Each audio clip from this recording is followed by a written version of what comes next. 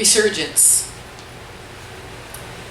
At the long bathroom mirror, Kelly assessed the dress. The color of good Cabernet, it hugged her hips and flared to her knees.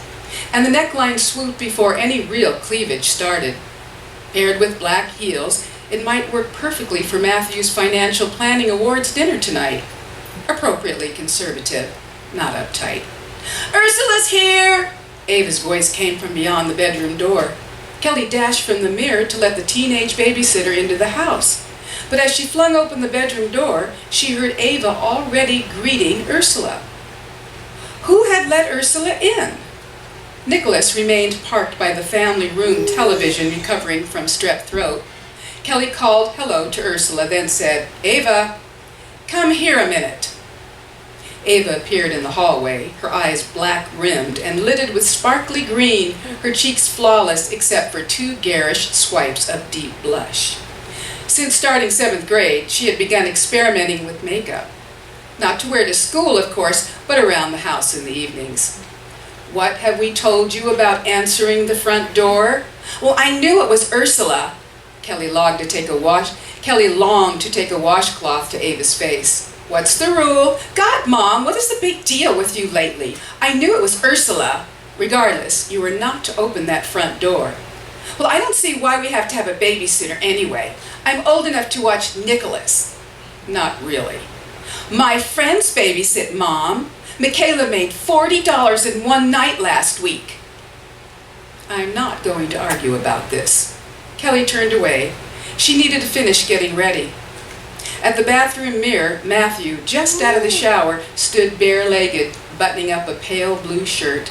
His gray suit pants waited, draped over the hamper. "You look nice, honey. I like that dress." Matthew reached to rub a palm over her hip. "It's sexy." That settled it. Kelly slid past and into the walk-in closet. She faced the rack. There it was, her navy shift with the high neckline. A chunky silver necklace would prevent it from looking too Jackie O, and her cream-colored bolero would cover her arms nicely. She wiggled out of the maroon dress and brushed the sheath over her head. "Zip me?" she asked Matthew, backing into the bathroom. "Why did you change?" Her hair stirred, lifted by the draft that blew in, funneled through the 2-inch gap in the window Matthew had opened to release steam. In 1981, when Kelly was 13, $1 or $2 an hour was the going rate for babysitters. If Kelly could score 1 job a month, she could afford the raspberry lip gloss her mother refused to buy. "I'll buy necessities only," said her mom, whose definition of that word had certainly tightened down since Kelly's dad moved out and she took a job working for the state. Kelly had only $10 saved toward a pair of Calvin Klein jeans, the ones from the Brooke Shields ad. So when Mrs. Gamberg, who lived on the corner down the street, needed a sitter for her 2 boys on short notice one foggy evening, Kelly asked her mom. Even though it was a school night, her mom said yes. Mrs. Gamberg assured Kelly they would be home by 10. "Just dinner and a movie with friends," she said. After the Gambergs left, Kelly cooked a box of macaroni and cheese for Christopher and Brian. Brian rolled a truck around the kitchen table, mushing macaroni under its plastic tires, while older brother Christopher described the valentines he was hand-making for his kindergarten classmates. Kelly spooned chocolate pudding for dessert, then made sure they scrubbed their hands before she dumped out the bucket of Matchbox cars on the living room floor. She could hardly wait to call her best friend Pam and tell her the news. A wall separated the living room, which faced the back of the house, from the kitchen, which faced the front, but Kelly could still hear the boys while she talked on the kitchen phone. She knew to keep one ear turned because sometimes their nasal engine noises and violent car crashes escalated into trouble. With Pam on the line, Kelly dropped the gossip bomb. "Bill Hollander sent me a note today in social studies." "Kel, what did he say?" "Just hi." "So he likes you." "Well, not necessarily." Kelly was too afraid to hope. No boys ever liked her. Not like that. "No, he does. Bridget told me that he told Georgie Fulton that you're cute. Well, you could use a little more upstairs." But downstairs is pretty nice. Kelly flinched. Would it be too much to ask to need a B-cup bra like Pam and to start her period already? She felt babyish beside the girls who could complain about Aunt Flo. "Did you send a note back?" Pam asked. "Yes, and Mr. Higgins almost caught me." Kelly glanced up at the clock. Almost 8 o'clock. "Shit!" she said, drawing out the forbidden word like the popular kids did. "The boys were supposed to be in bed by 7:30. I better go." In the living room, Christopher and Brian had created a labyrinth of road from wooden blocks. They've ruined cars, ignoring Kelly's request that they run get their pajamas on and brush their teeth. "You guys, come on!" Kelly scooped up a few cars and dumped them into the storage container. Plastic and metal collided. "Bedtime!" "No!" Brian corralled cars in a pile by his knees. The doorbell rang. "Mommy's home!" Christopher scrambled to his feet. Following him toward the entryway, Kelly began forming excuses for the boys' late bedtime, for the macaroni and pudding mess in the kitchen. But wait, why would the Gambergs ring their own doorbell? They always came in through the garage. "Don't, Christopher," she said as the boy yanked the doorknob. His chubby palm jammed the push-button lock. Just to the side of the entryway, something flickered in the kitchen window, and Kelly's chest flooded. "There's a man in the window," said Brian. "He looks like Jesus." In the glow from the porch light, a man with bushy hair grinned at Kelly. "Open the door," the man said, his voice clear through the thin pain. "I want to show you something." "So, Ursula, you have our cell numbers." Kelly clacked around the kitchen in her navy pumps, checking window locks and pulling blinds into place. "We should be home by 10. Ursula, as tall and blonde as her name, leaned on the counter, a triangle of veggie pizza in her hand. "Ava and Nicholas won't give me any trouble. Now, Nicholas needs a lid full of the pink stuff before bed," Kelly said, and tapped the refrigerator where the moxicillin sat on the top shelf. Matthew jingled his keys and checked his watch. Ava hunkered over her cell phone, a black flip-open device that had thrilled her when she got it for her 12th birthday the past spring. "This phone is so stupid," she said, tossing it on the counter. "It doesn't even text." "Yes, it does," said Kelly. "Not with a real keyboard. And this phone doesn't have unlimited." "Oh my God!" Matthew flipped an imaginary cascade of hair. "No, unlimited." "Daddy, it's not funny. I'm the only one who doesn't have an iPhone." "You want a new iPhone?" said Matthew. "Start saving your pennies." "Well, how can I do that when Mom won't even let me babysit?" Kelly leaned over and kissed Ava on the cheek. "In by 9, you, and no pizza on the couch." "Ava's getting pretty mouthy," said Matthew when they got in the car. It's her age." "Maybe we never should have gotten her a phone at all." "Well, I'm not comfortable with her over at that middle school, no way to reach us." "Well, I never had a cell phone, and I turned out okay." Matthew threw the gear shift into reverse. He blew on his hands and adjusted the heater vent, then backed out of the garage.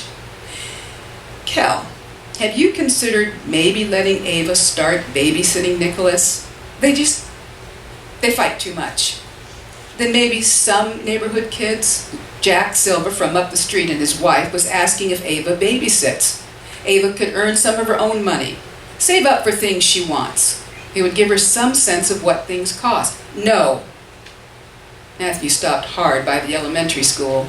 His jaw would be knotted up near his ear by now, like always when he brought up this subject, so Kelly stared at her lap. "Kel," Matthew touched her thigh, and she shifted away. "Just because you had one bad experience doesn't mean Ava should suffer." "Well, it's not that," Kelly said. "It's all the risks. The flaky parents who don't come home on time, the drunk dads driving her home, or worse, the pervert dads. Give us some credit. We're not all assholes, you know." "Besides," said Kelly, "she doesn't need an iPhone. No 12-year-old girl needs to be texting all the time or having easy access to the internet." "True, but she does need opportunities to learn responsibility." Out the window, the mist hovered over the reeds and shrubbery in the spot where Nicholas and his friends gathered sticks and chased girls after school while the moms stood talking. Tonight, under the fog-filtered street lighting, the branches morphed into sinister shapes. Kelly was glad when Matthew turned out onto the main thoroughfare, where the Target and Rayleigh's signs cast rosy glow over big parking lots that held cheerful SUVs and minivans. "Ava is plenty old enough to watch Jack's kids down the street," said Matthew. "Well, you didn't tell him she would." "No, I told him I would check with you." Kelly snapped the knob on the heater to turn it down as her stomach raveled up. She could taste the macaroni and cheese, sour in her throat, as she pulled Christopher and Brian away from the entryway. What was a man doing at the door after 8 o'clock at night, peering in the kitchen window and saying he had something for her? "We should open the door," whispered Brian. "He has something to show us." "But he's a stranger." Christopher's breath came in staccato puffs. The doorbell rang again, 3 times, like someone was leaning on it. "Boys, go down the hall and get your pajamas on." Kelly kept her voice low. The boys ran. "Open the door," came the wheedling voice from outside. "Really, I just want to show this to you." Kelly took a deep and shaking breath. "Go away!" Laughter from outside, then high mimicry. "Go away!" The doorbell sounded twice. Kelly's thudding heart drilled questions. Should she try and calm the boys, who were wailing down the hall, or should she call the police? No. What if it was just a stupid prank? Someone playing doorbell ditch? Yes, that was probably it. He would go away as soon as she opened the door. He rang again. But what if he wasn't just playing doorbell ditch? Kelly peeked at the window. His face, thick lips and heavy eyelids, mouth dropped open and slack. She ducked, legs wobbling as she skimmed the kitchen cabinets, then snaked her hand up to grab the telephone. The spiral cord and push-button pad on the receiver let her dial. She curled up tight against the cupboards. "Mom?" Thank God she was home. "What's wrong?" There's a man at the front door and who won't go away, and he keeps ringing and ringing." "Don't open the door." Kelly's knee bones banged together through her jeans. "But he won't go away." "I can see it down there." His voice jerked breathy. "And you're foxy." He's looking at me through the window, the kitchen window," Kelly whispered. "Where are the boys?" Kelly's mother used her strong voice, like in the emergency room where Kelly had her appendix out last year. "Down the hall. Take them in a bedroom. No, the bathroom. By no windows, and do not open that door, no matter what." Kelly cowered on the kitchen floor, pressing her free arm to her head, silently begging her mother to keep talking. When her mother spoke, Kelly wasn't in charge. "I'll be right there. So hang up the phone, Kelly, and go find the boys." Kelly slammed the phone on the hook and dropped again, crawling toward the living room. "You have a nice ass, foxy girl. You make everything hard."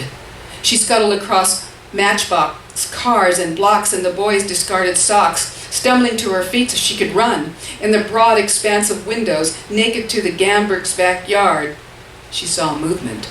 Had he crashed through the side gate? Leaped onto the back deck? Now he was rushing the picture window, maybe with an axe? She sprang onto the hallway, gasping. She got it now. She had seen her own reflection. The doorbell rang again. "Come on, girlie, open the door!" The first bedroom, jumbled with Tonka trucks and blue bedding, sat empty. In the master bedroom, another window to the backyard. She yanked the drapery cord, pulling the heavy gold curtains closed so fast that they swayed against the green shag carpet, the plastic-tipped cords clacking. In the last bedroom, the boys cowered, clutching pajamas and stuffed dogs, red faces slick. Then came 3 sounds. Thumping, scraping of metal, the squeal of the front door opening. Kelly sees the boys with a sharp, "Shh! He's in the house!" Christopher's high pitch dissolved in a squeal. Kelly slammed her hand over his mouth. "Pretty girl, where are you?" The man's voice, calling from somewhere by the kitchen, cut straight into Kelly's gut. Then Brian's room brightened. A car pulling into the driveway. Oh, her mother. Footsteps thundered on tile. The front door whined again, then slammed. Kelly scrunched, her knees balled up against her chest, and hugged the boys.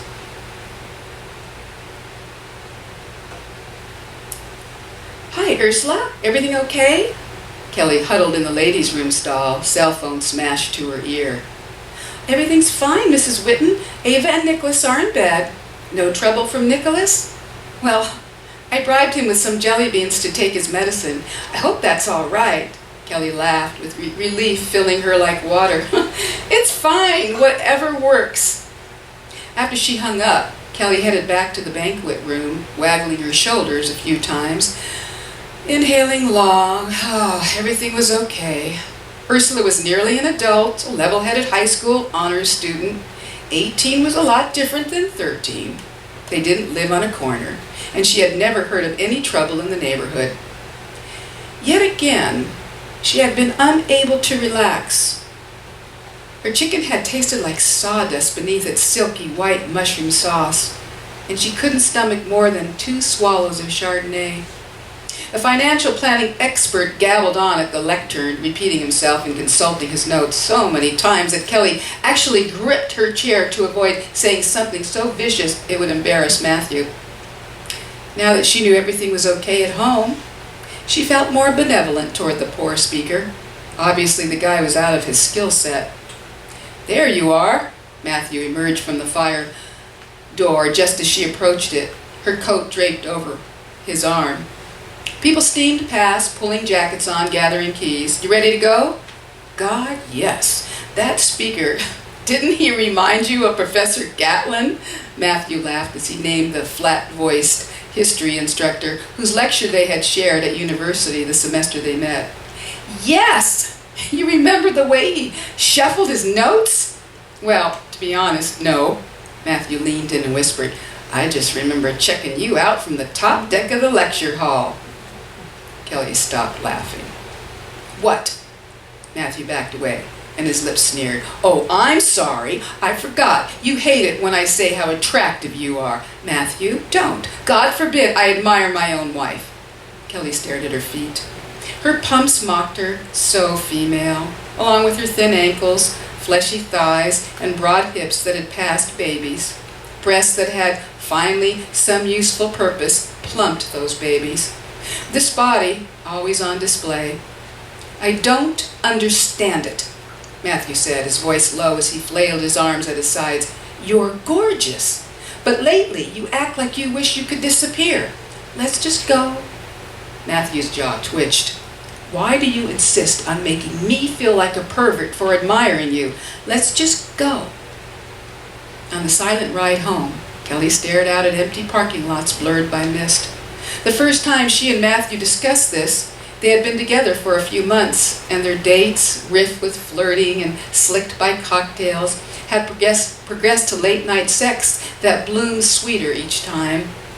One winter night, Matthew turned on the light, and Kelly rolled up, shivering beneath the blasting heater vent. He uncurled her, kissing her belly, her breasts, working his way up to her earlobes, where he whispered, Relax. Men got turned on by looking at women they loved, he assured her, and over time, she did relax. But lately, more than a decade later, she couldn't uncoil. And this fueled an argument as tired and gray as the sweats she wore on weekend mornings. She couldn't change clothes without Matthew turning up, widening his eyes as they raked her up and down. She had grown to loathe the door-free layout of the master suite. Can I just put on my lotion without being ogled? She would say, her teeth tight, hating the crinkliness, perking her shower-damp nipples, and Matthew would retreat, shoulders sucked in. Their mutual resentment had been confined in the house, behind the door of their bedroom, but in recent months it had begun stretching ugly tentacles into car rides and dinner party foyers, and now tonight, crowded public view. In Matthew's stony profile, illuminated in flashes as they passed beneath streetlights, Kelly recognized their daughter's curvy eyelashes, their son's crooked hairline. She crept her hand across the center console to Matthew's. He pulled away. At the house, Matthew paid Ursula while Kelly checked in on the kids. Nicholas, his forehead cool, didn't stir. In Ava's room, Kelly tiptoed across the explosion of clothes and accidentally kicked the box of nail polishes. And Ava sat up. "Mama?" Kelly sat down on the bed and nudged her daughter down onto her pillow. She tugged the quilt over her chest, covering the soft swellings that stretched her Hello Kitty nightshirt. "Go back to sleep, sweetie." "You know what, Mama?" "What, Ava?" "Mrs. Silver from up the street called up tonight and asked if I could babysit." "And you told her no?" "No, I told her I'd have to ask you." In the Gamberts' front bedroom, Kelly heard only the gaspy keens from the boys and her own clutched breaths. Then, "Kelly, honey?" Her mother's strong voice. "Open up, the police are here." "The police?" Christopher and Brian, hot and shivering, dragged on Kelly's hips as she edged toward the front door. She threw it open to the porch, crowded with not just her mom, but her mom's friend Barbara and a police officer. Kelly collapsed against her mom's chest, relief weakening her knees, and Barbara bustled the boys off with promises of pajamas and story time. While her mom rubbed her back, Kelly winked away hot tears. The policeman introduced himself as Officer Todd and asked Kelly if she could tell him what happened here tonight. They sat at the Gambergs' kitchen table, still sticky with pudding and littered with dried orange macaroni. Kelly's mother explained that she had driven from home and seen the bushy-haired guy jimmining the front door open. He had barely stepped into the house when she barreled up the driveway, and in seconds he dashed back out and approached her closed car window. He wore nothing but a button-down shirt. "Unbuttoned," she said. "It's February. If I hadn't been so scared for Kelly, I would have laughed." The guy apparently made a rude remark through the car window and wagged something. Kelly didn't quite hear, and Officer Todd seemed sorry to press for details. Her mother threatened to run him over and flatten it good. And the near naked man sprinted away around the corner, and Kelly's mom lost sight of him before she got the car in gear. "I was so shaky," she said, almost like she was embarrassed. So she stopped at Barbara's house, two doors down, to call the police. All these logistics exhausted Kelly. She just wanted to go home. But Officer Todd asked her a lot of questions about what the guy looked like she was supposed to know whether his eyes were blue or brown, and how many windows he peeked in, and whether he seemed drunk or high. Finally, a second police officer arrived, said the guy got away on foot, and began dusting the scarred doorframe with black powder. Kelly's mother said it was time for her to take Kelly home. Barbara would stay with the boys until the Gambergs returned. That night, lying in bed in her room while her mother spoke in hushed tones to her father on the telephone, Kelly thought of ugly words: blowjob, girly, hard, and rape. With newspaper photos of girls with long dark hair, and pictures wrapped by stories full of stark phrases like sexual assault and abducted, about bodies found in ravines and deep woods.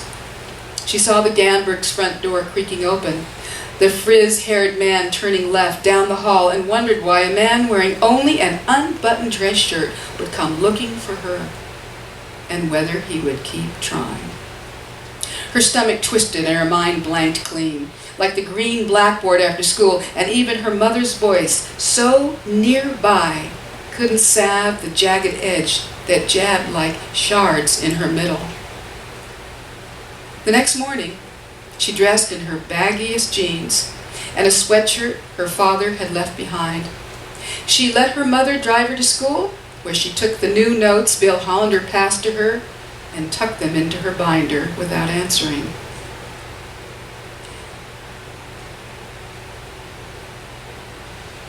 In the bedroom, Matthew reclined on the bed in his sweatpants, jabbing at the remote.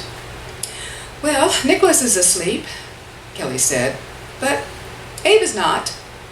Silence. In the walk-in closet, Kelly contorted to unzip her dress and let it slither down. She dropped her necklace into the jewelry jar, unlatched her bra, and tucked it into the basket with others, wearing just her beige cotton underpants. She hung her dress, then gently raked her fingernails beneath her breasts against the itch left over from dressing up. She stretched, turned toward the closet door and the window, still cracked from Matthew's shower earlier. The February air, moist, cooled the soft welts she had raised on her skin. When she began to shiver, she tucked a t-shirt over her head and returned to the bedroom. Matthew stared at the television. "I'm sorry," she said. It was just a weird night. The fog." "What?" "I know you're not him." "No, I'm not, and I never have been him." "I know that too." "We can't keep doing this, Kel." Matthew shifted his stare from the television to Kelly. "Am I supposed to feel bad for admiring my wife?" "No." Kelly knew she didn't sound sincere. "Because that's what's happening. I tell you how beautiful you look, and you act like I'm insulting you." "Well, you tell me how beautiful I look because you want to have sex." "Not every time." "But yes, I would like to have sex with you. Is that such a fucking crime?" "No." "I get it, that I'm supposed to ask permission, that you get to decide whether you're in the mood for it or not, you get to decide whether I get to have sex or not, and lately, that's like never." Matthew sat up on the bed and shoved the pillow against his lap, pounding it there like he was mashing down bread dough. Kelly turned away, crossing her arms hard against her t-shirt, beneath her skin, and began to tingle. "Kelly, nothing even happened to you that night." Kelly opened the blinds in her dining room, and her mother, who was visiting for lunch, squirmed at the glare of fog-screened sun. "Well, it's burning off," said her mom. "Finally. Driving out here was like pea soup." She bit into her tuna sandwich. "Nicholas back at school?" "Yep, all better." "Ava didn't catch it?" "No." Kelly sipped water, leaving her sandwich to sit. "Mom, do you remember that night I was babysitting and that guy came to the door? That peeping Tom? Of course." Her mom's expression had gone flat. "Well, what made you think of that? Did they ever catch him?" Her mother tilted her head and rubbed her lips together. 1, 2, 3 times, then 4. "They did." "They did? Well, why didn't you ever tell me that?" "Well, you never asked." "I never asked? Mom, the guy broke in while I was babysitting 2 little boys.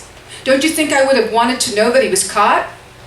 Her mother shrugged. "Well, it wasn't until more than a year later. I just happened to see his mug shot in the paper." "Well, what did they catch him for?" "Oh, I don't remember." Kelly's mom took another bite of her sandwich and chewed slowly. Kelly ducked her hand to catch her mother's eyes, but the older woman fixed on her plate. "You don't remember."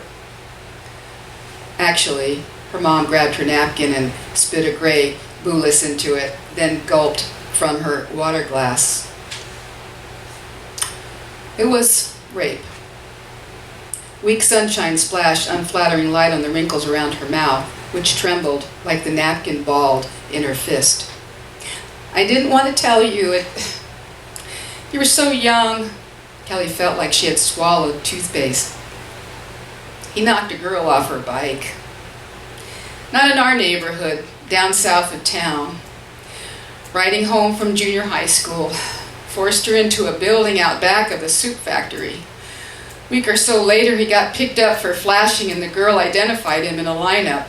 "How old was she, Mom?" "The girl, Kelly. Young." Her mother swiped at her eyelashes. "Goddamn pervert." Kelly nibbed her thumbnail. "They're everywhere, Mom, everywhere. Matthew thinks I'm a lunatic. He says I hate the male species, that I worry too much about Ava." "You can't go there."